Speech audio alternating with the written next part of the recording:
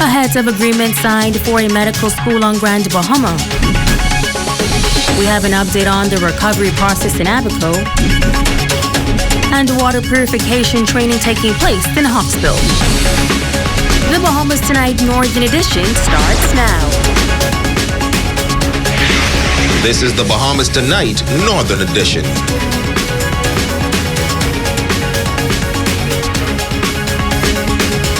This is the Bahamas Tonight, the Northern Edition. Good evening, all. I'm Megan Shepard. Thank you so much for tuning in. Topping news ahead of agreement signed for a medical school on Grand Bahama.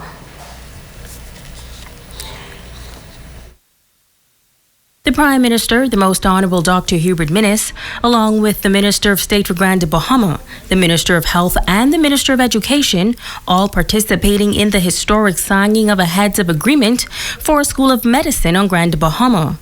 Prime Minister, the Most Honourable Dr. Hubert Minnis says that the signing is a significant part of the recovery and rebuilding of Grand Bahama. In order to rebuild, he notes that economic development is essential. At the peak of construction, 150 jobs will be created. And during the full operation of the campus, approximately 200 permanent jobs will be created for Bahamians. This major development will inject hundreds of millions of dollars into the local economy over time and provide direct and indirect opportunities for scores of residents. It will help Grand Bahama to rebuild. The 98,000 square foot state-of-the-art campus is expected to be developed on 50 acres of land off East Sunrise Highway. This development will include university-owned housing for faculty, staff, and students on campus. It will also encompass on-campus businesses, including a bookstore, cafeteria, and a student center, providing music, food, beverages, a coffee center, and related services. Western Atlantic intends to build its own campus on land to be leased from the Public Hospital Authority. A maximum of 50 acres will be leased in 3 tranches based upon the university's satisfaction of education of certain deliverables. The Prime Minister adds that the School of Medicine will be developed in multiple phases over the next 10 years. The first 3 phases represent an estimate of $64 million. It will involve the construction of 98,000 square feet of classrooms, offices, lab facilities, maintenance, security, and related spaces. Construction will begin on the first phase by the end of this year, and with the completion of phase 1 by September 2020, 50 to 75% permanent new jobs will be created on the campus. And this number is expected to increase by approximately 10 to 15% annually, with growth in both student enrollment and physical space. Phase 3 is expected to be ready for occupancy by September 2022 to accommodate growth to 500 medical students by September 2023. And Phase 4, which is scheduled to begin in late 2022, the campus will need to continue its physical expansion with ongoing construction. Campus enrollment is expected to reach 1,000 students by 2029. Minister of State for Grand Bahama, Senator the Honourable Kwesi Thompson, noting that the government has an aggressive economic development agenda for this island, and this HOA is a significant step in the right direction. The government's agenda includes strengthening our medical tourism product, as well as developing what I call tertiary education tourism in Grand Bahama, both of which are anticipated to receive a significant boost through the establishment of Western Atlantic. Signing the heads of agreement on behalf of the Bahamas, Secretary to the Cabinet, Camille Johnson. Signing on behalf of Western Atlantic University was CEO Peter Gotez. Gotez noting that the proximity to Florida played a major role in the decision to develop on Grand Bahama.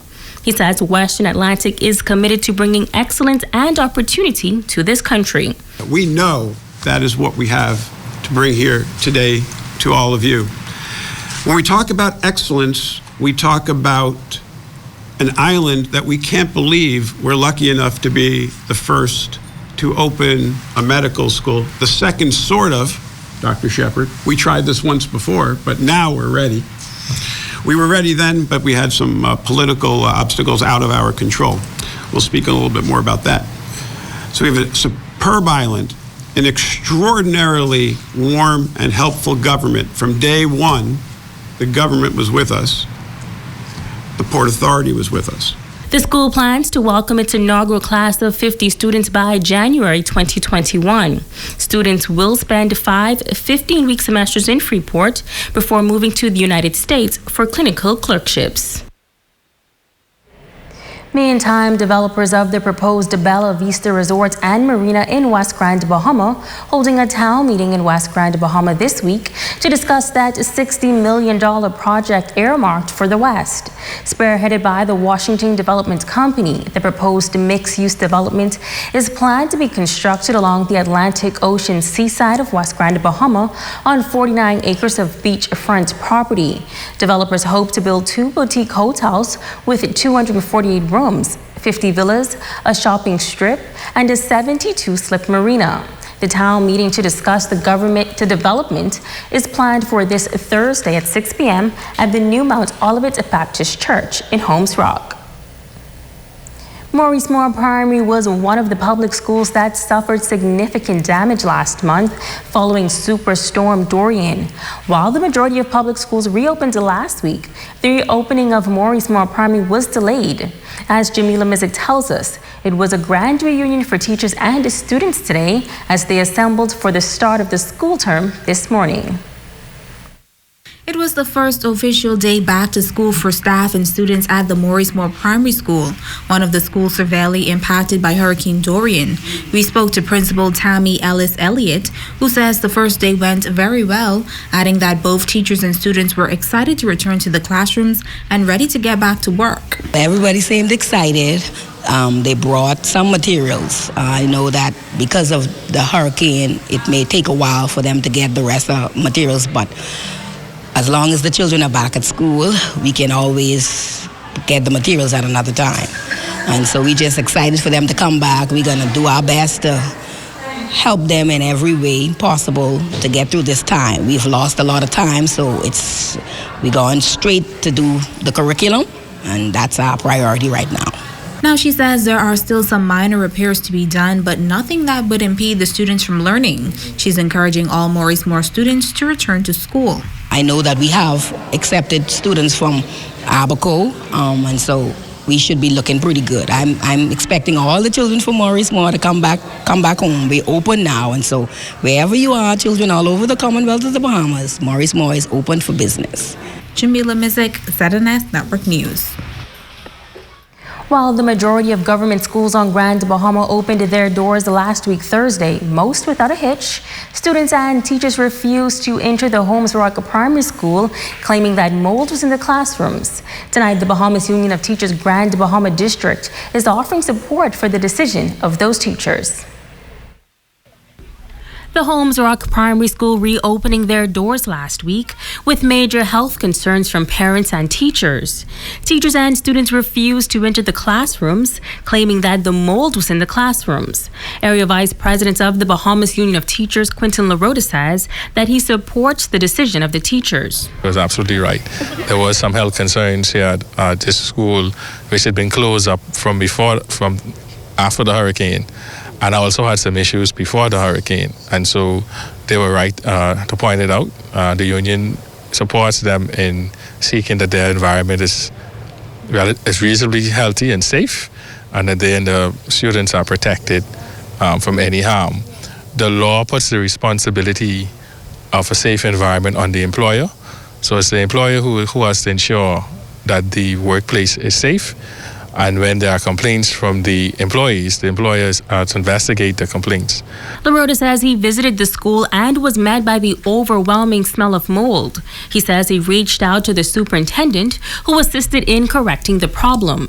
This past weekend, teachers and union members also assisted with the cleanup efforts at the school. In a conversation with the superintendent, I brought to attention some of the concerns of the teachers, and he has sent a team, what I understand from education, was down here this morning as well. And so we're hoping to have these matters resolved as quickly as they can be. I do have a concern about the tin building at the back of me, because when I came down on Friday and I entered it, my head started to swing as well. And my understanding is that the teams that were here earlier did indicate that that tin building shouldn't be used, that it could create some situations with illness for teachers and students. The concern now would be what would you do with the students in grade 1 and grade 4 who occupy that building? And so we'd have to come to some conclusion on that matter as to the way forward there.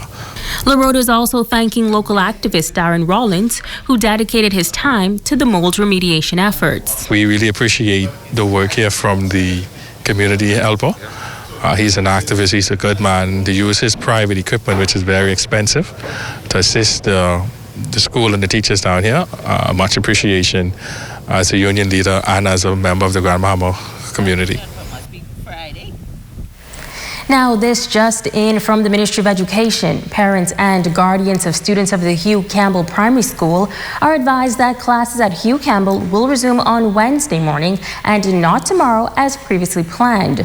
Officials say they are currently wrapping up a final cleanup efforts, and classrooms at Hugh Campbell will be in safe position for teachers and students on Wednesday of this week.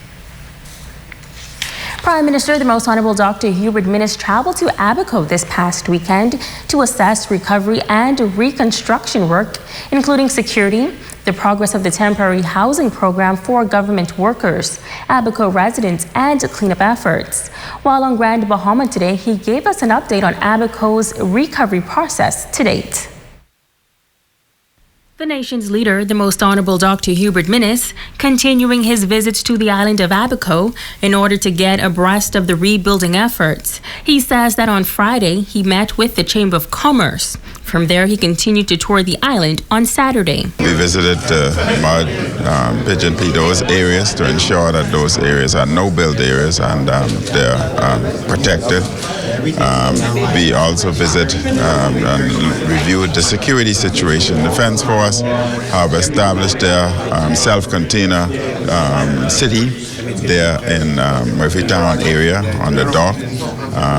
They can produce up to 1,000 gallons of water per day. They can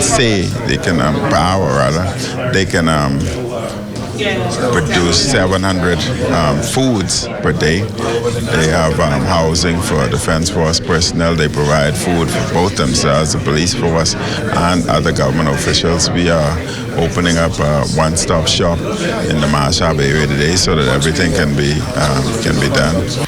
A major part of rebuilding and returning to normal is a functioning airport. He says that they are pushing to have the airport open on Wednesday, October 23rd. We're pushing them to reopen the airport on Wednesday. The Marsh Harbor Port are putting up the retainer boundaries, fencing, etc. But the port is open, and all materials and donations that are designated for Abaco, we can now have sent directly to Abaco, and we're looking for some storage facilities so that we can man and deal with that while in Abaco, as opposed to it having to go through Nassau.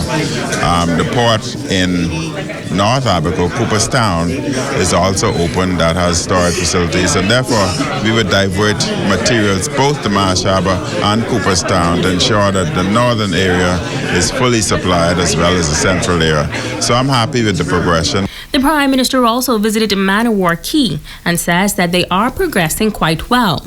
He notes that the Samaritan's Purse is offering invaluable assistance in the efforts. I've had a meeting on Sunday with the director, the regional director of Samaritan's Purse, and I was surprised. The regional director is a Bahamian from Abaco, and he's assured us that they will continue working with us. They have a very organized system of cleaning and removing the debris, mulching, etc.